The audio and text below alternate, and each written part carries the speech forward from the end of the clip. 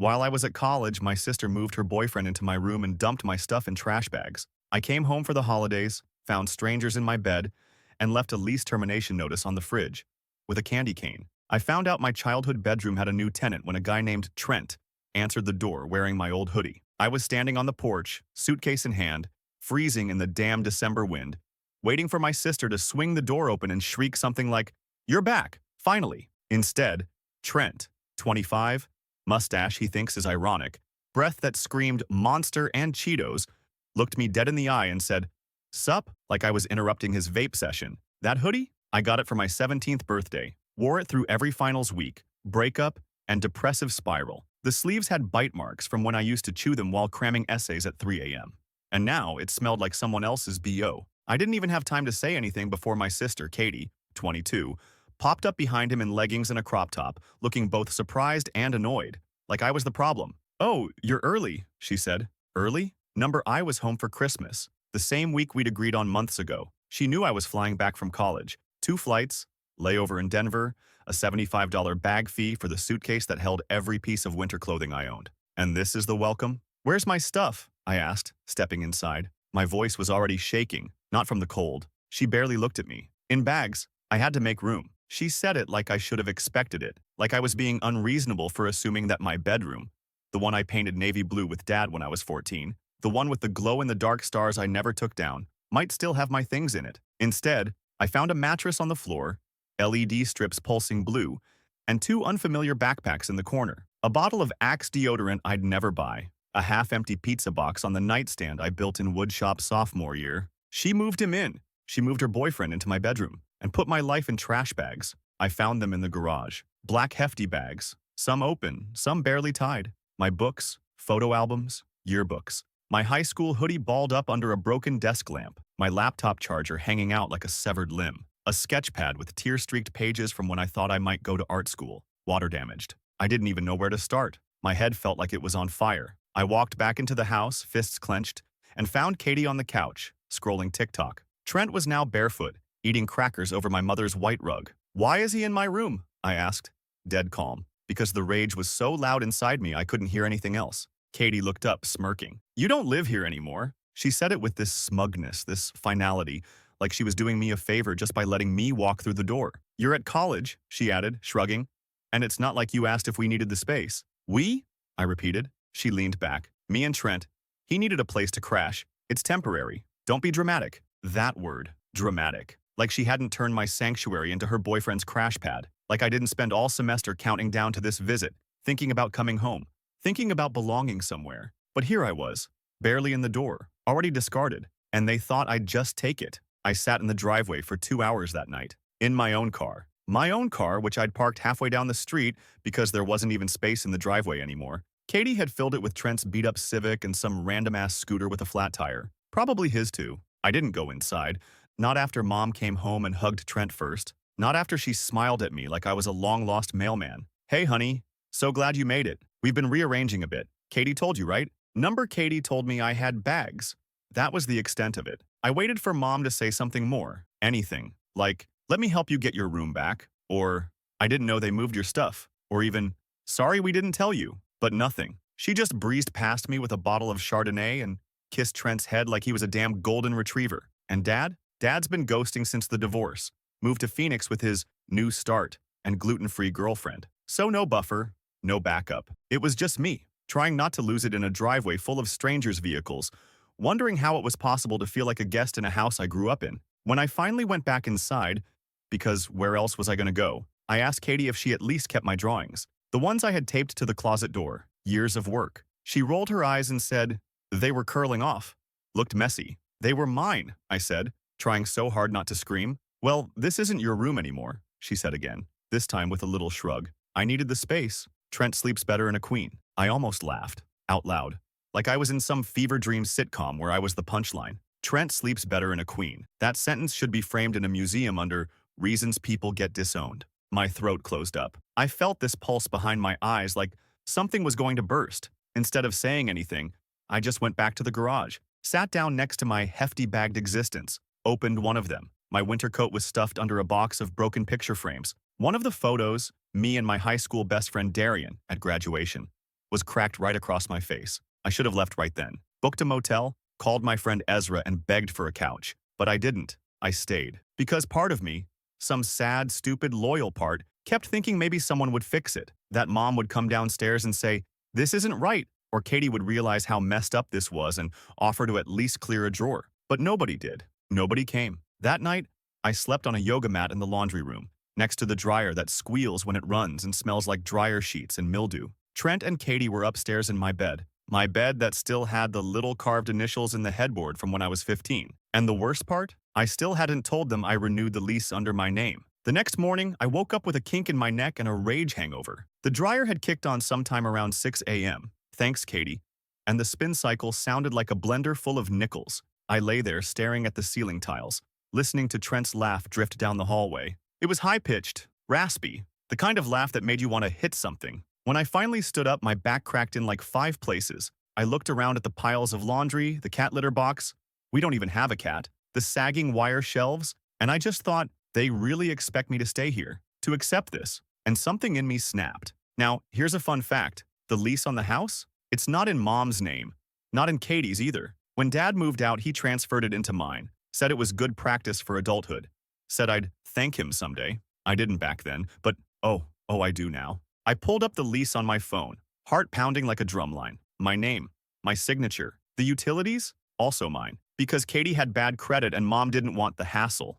So I'd agreed, like a good son, like an idiot. And that's when I started planning. Revenge isn't loud. It's not always a scream or a slap. Sometimes it's silent. It's a quiet morning walk to the fridge where you leave a single sheet of printer paper with 2 words in bold caps, lease terminated. And underneath it, in my best handwriting, effective January 1st. Merry Christmas, taped right to the stainless steel fridge with a striped red and white candy cane. Symbolic, sweet, festive. That was step 1. Step 2, I spent the day calling around. Property management, utility companies, campus housing. I found a short-term sublet near my college. Studio apartment, no frills, but it was mine. I paid the deposit that afternoon. That night, I waited until Katie and Trent left for some friendsgiving thing at a bar. I had 2 hours. I went into the room, my room, and took back everything I cared about. The carved headboard, the bookshelf Dad built me when I turned 12, my sketch pads, whatever wasn't ruined, my old hoodie. Yes, the one off Trent's goddamn chair. I even took the lamp. The bed, I stripped it down to the mattress, took the pillows, the comforter, the sheets I'd bought with my first ever summer paycheck. Left the bare foam and a little note that read, "Since you sleep so well in a queen, enjoy the floor starting next week. Best, the guy who pays the rent." Then I went to the breaker box in the garage and flipped the switch labeled upstairs. The silence that followed was glorious. No more LED lights pulsing to bass drops. No more TikTok laugh tracks. No more strangers' feet in my sanctuary. I didn't tell them. I didn't wait. I locked the bedroom door behind me, walked back to the laundry room one last time, picked up my half-crushed graduation photo from the trash bag, and left. I moved out before they even got home, and they didn't know it yet, but they had 9 days left to vacate my house. Because come January 1st, the locks were changing. They found the notice at 2:14 a.m., according to the 17 missed calls and the novella of texts Katie left me overnight. Are you serious right now? You're literally kicking your own family out? Trent has nowhere to go. Wow, just wow. You're so selfish. I hope you enjoy your studio apartment, you petty man baby. I didn't respond. Instead, I turned off notifications and laid back on my new twin mattress in the glorified shoebox I'd rented. No headboard, no central heating, no familiar creaky floorboards. But for the first time in years, I felt peace. They had 9 days. That's more than the 90 seconds they gave me when I walked through that front door to find my life stuffed in garbage bags. Of course, that was not acceptable to Katie. By noon the next day, she was calling Mom in hysterics. I know, because Mom started texting me, playing the peacemaker role she always defaulted to. Honey, this is a bit extreme, don't you think? You're home for the holidays, not to burn bridges. Katie's just trying to grow up. She's figuring things out. Don't punish her for being young. Punish her? Punish. For stealing my room, evicting my belongings like expired yogurt, and installing her hoodie-stealing boyfriend in the place I once cried after getting my college acceptance letter? Nah, not punishment. This was consequence, but the real unraveling didn't start until day 4, when the utilities started glitching. Remember how I said the bills were under my name? Yeah. Turns out when you stop paying for other people's hot water, they get real dramatic, real fast. Katie called me screaming. And when I say screaming, I mean banshee level, sob-choked, full-body meltdown. You're leaving us homeless. Trent can't live with his parents. They have, like, rules and stuff. I just said, you've got 4 days. I'd pack sooner rather than later. She lost it. This is abuse. You're weaponizing the lease. I could go to the police. Go ahead, I said. Tell them your brother stopped housing your grown-ass boyfriend who never paid rent. She hung up, then posted a sob story to Instagram with a blurry photo of an empty bedroom and the caption, "Some people only pretend to be family." Within hours, the group texts started. Cousins, mutual friends, our Aunt Carol, who's never liked me and once called my science fair project too angry. They all came out of the woodwork, all with the same tired chorus. Just let her stay. It's Christmas. I wanted to yell, she can stay, in her own place, with her own bed, with someone else's stuff, but I didn't, because what they didn't know, and what Katie had conveniently left out, was that I offered to compromise. I told her, if Trent moved out, she could stay through January while she found a place. 1 month grace. Clean slate. She told me, and I quote, Trent is part of me now. Like she was submitting a joint tax return with a guy who thinks dish soap goes in the dishwasher. So now, we were heading for collision, and I was ready. Update 1. So, y'all were way more invested than I expected. I woke up to hundreds of comments, DMs, and even a guy offering to help me move a fridge. Thanks, Tony from Boise. First off, thank you. Seriously. I thought maybe I was being petty or overreacting, but hearing how many of you screamed Lease King into your phones made me feel like I wasn't losing my damn mind. Some standout gems. To the person who said, leave a candy cane like a war general signing a treaty. You get me. Whoever photoshopped Trent onto a raccoon rummaging through trash labeled my stuff? I haven't laughed that hard in months. And yes, I did consider putting glitter in the heating vents. I'm not that unhinged. Yet. But also, some people said I should have just forgiven her, that it's family, that she was just nesting. Cool. Where was that energy when I was sleeping next to the dryer? Anyway, mini update within the update. Katie's now trying to guilt mom into paying to break the lease early so they can move somewhere else, before the trauma gets worse. Apparently, the trauma is consequences. Oh, and Trent? Man's been on Facebook posting cringy, real men protect their queens memes. Brother, you couldn't protect your own Wi-Fi signal last night. I'm not backing down. 4 days left. The locks change January 1st. And I've already bought myself a bigger candy cane for the final goodbye, wrapped in red ribbon. Signed it in Sharpie. Love, the landlord. The next time I saw them was on December 29th. I'd gone back to the house to grab a few things I'd forgotten. Some sketchbooks, a winter jacket, my old copy of The Hobbit that still had Dad's notes in the margins. When I pulled up, Katie was on the front porch, pacing and chain-smoking like some tragic noir character. Trent was sitting in one of our mom's patio chairs, scrolling his phone with a Bluetooth speaker blaring trap music. The look Katie gave me when I stepped out of the car, if looks could evict people, I'd be sleeping in a parking lot. She stormed down the steps like she'd been rehearsing the monologue all night. You're a monster. Do you even care what this is doing to Mom? To me? You mean the eviction you brought on yourself? I said, walking past her. She grabbed my arm. Actually grabbed me. You're ruining everything. I laughed. I'm finally fixing it. That's when Trent stood up, like he was going to be some kind of backup dancer in this performance. You know, he said, puffing his chest, most families would be happy to have someone around to help out. Help out? I barked out a laugh so hard I startled the neighbor's dog. Bro, you've been living here rent-free, eating food I pay for, sleeping in a bed I bought, and your biggest contribution has been crumbs and complaints. He looked stunned, like he hadn't expected to get called out. Katie stepped in front of him. Fine.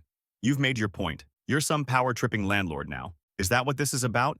Proving you're in charge? No, I said. It's about respect. Something you lost the second you threw my life into garbage bags. I went inside. They'd trashed the place. My childhood home looked like a TikTok house after a failed influencer retreat. Dirty dishes in the sink, pizza boxes on the coffee table, bathroom towels stained with God knows what. One of the baseboards had a boot print. Trent's, probably. And the smell. The whole house smelled like Axe body spray and wet socks. I walked into my old room, their room now, and just stood there. There was a sock nailed to the wall. A sock. Like it was art. And that's when it hit me. This wasn't just a boundary violation. It was a full-blown desecration. They thought I wouldn't follow through. They thought I'd cave. So I made one more call. Not to the police, not to a locksmith, to the property manager. I told them I was moving out, for real this time. Not just ghosting the utilities or terminating the lease.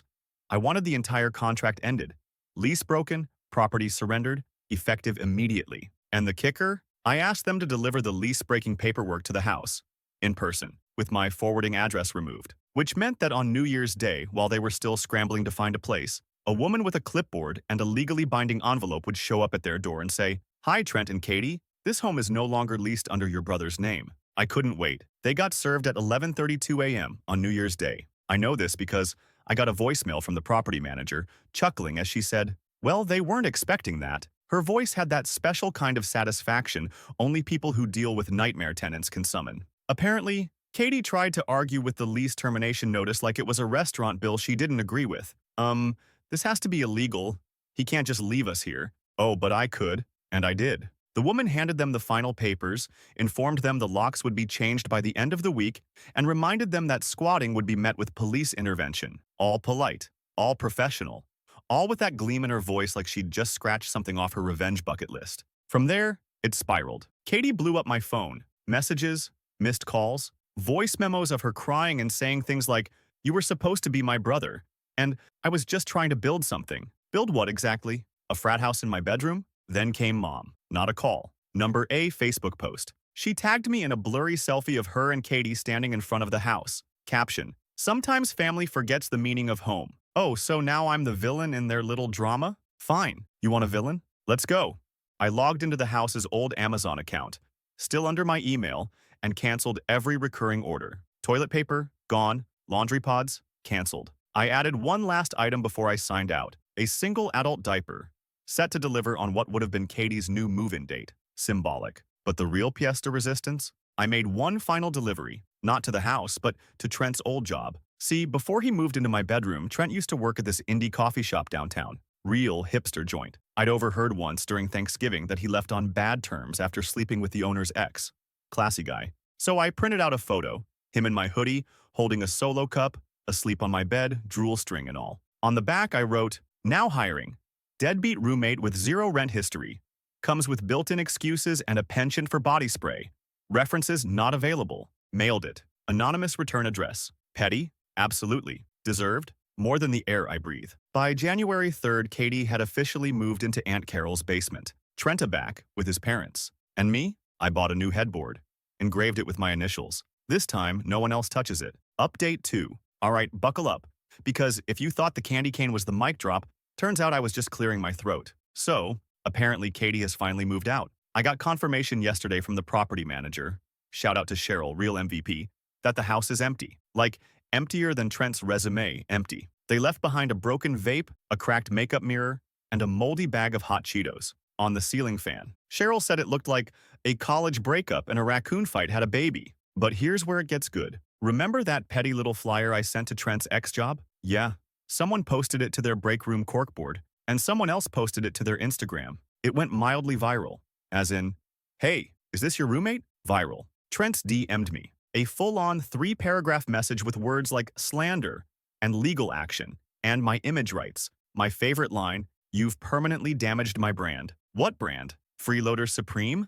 I replied with a screenshot of the lease agreement. Just a blank yellow highlighter over my name, and the words, "Don't poke the bear, Trent." Also, remember Aunt Carol, the one who took Katie in? She kicked them out. 3 days. Said Katie was disrespectful, and Trent stank like betrayal and corn chips. So now they're couch surfing. Mom's been quiet. No new Facebook posts. I assume she's realizing that siding with the sibling who evicts you from your own house probably wasn't the best long-term strategy. And me? I'm thriving. I got a new room, my art supplies, and nobody's eating my leftovers or wearing my hoodie. I'll say this once, for the people in the back. Sometimes revenge isn't slamming doors or screaming matches. Sometimes it's signing a lease, buying a candy cane, and knowing they'll never underestimate you again. The last time I saw Katie was 3 days after Aunt Carol kicked her out. I was walking out of my new place, still smelling faintly of fresh paint and reclaimed dignity, when I saw her sitting on the curb across the street, hood up, arms wrapped around her knees, like she was trying to disappear into herself.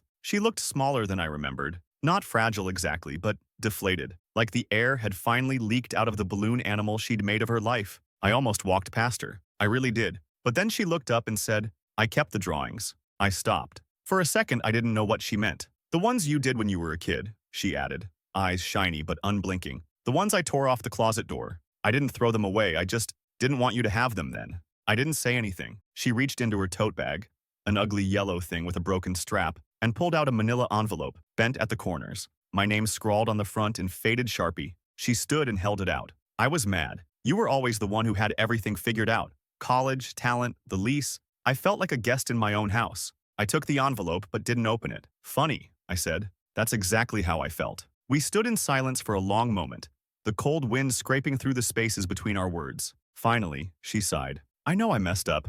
I treated your life like it was just extra space I could fill. I didn't think you'd actually fight back. That's the problem, I said. You never thought I would. She blinked at that. I could see the gears turning behind her eyes, finally realizing that my silence over the years wasn't weakness. It was patience.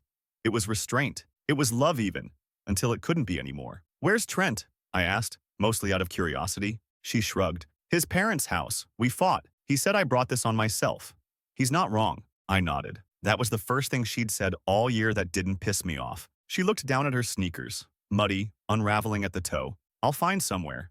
Don't worry, I'm not asking to come back. I wasn't offering, I said, not to be cruel, just honest. But I added, if you need a reference for a real apartment, I'll vouch. Once. After that, you're on your own. She looked up, surprised, then gave a tiny nod. That's fair. And then she walked away. Didn't hug me, didn't cry, just turned and walked into the winter wind like someone finally ready to carry their own damn weight. I waited until I got back inside to open the envelope. Inside were 10 sheets of wrinkled paper, my old pencil sketches from high school. One of them was of our childhood living room. The couch, the crooked lamp, Katie curled up in the corner reading a book. I'd titled it, Before the Noise. I stared at it for a long time. Then I slid it back in the envelope, sealed it, and tucked it behind my new headboard. Not everything needs to be burned. Some things, you keep, to remember what not to become. Spring came faster than I expected. Maybe it was just how clean everything felt without the weight of drama hanging over my life. No more walking on eggshells. No more texts asking for favors disguised as guilt trips. Just mornings filled with coffee and sketching, afternoons spent catching up on work, and nights where the silence didn't feel like punishment. It felt like peace. I got a part-time job at a local gallery. Nothing major, just a few shifts a week and one wall to hang my stuff. But standing there one Friday night, watching people tilt their heads at my drawings like they actually meant something, it hit me. I wasn't just rebuilding. I was living. Katie emailed me once in March. Just a short message. Got a place, got a job, no Trent. Thanks for the reference. I'll pay you back someday. I never replied. Not out of spite, but because sometimes silence says, I believe you'll figure it out. And also, don't ruin it. Mom came around eventually. She started sending small texts again. Saw a cat that reminded me of Peanut. Or, do you still eat those weird instant noodles? I didn't ignore her, but I didn't rush to respond either, letting her sit with the distance she helped create. The house? Property manager called and said the new tenants were a retired couple who loved gardening. They painted over Katie's neon pink bathroom walls, replaced the LED strips with soft lighting, planted daisies out front. Sometimes I drive past it, just to see the porch lights on, the yard trimmed, a pair of folding chairs out front where Trent used to vape. I never stop, but I smile every time. As for the revenge, was it sweet? Yes, but not in the haha gotcha way people expect. It was sweet because I walked away with my name, my dignity, and my goddamn hoodie. Because I learned that protecting your peace sometimes means slamming a door someone thought you'd always leave open. And because the next time someone tries to turn my life into their storage unit, they'll find the locks changed and a candy cane waiting on the handle.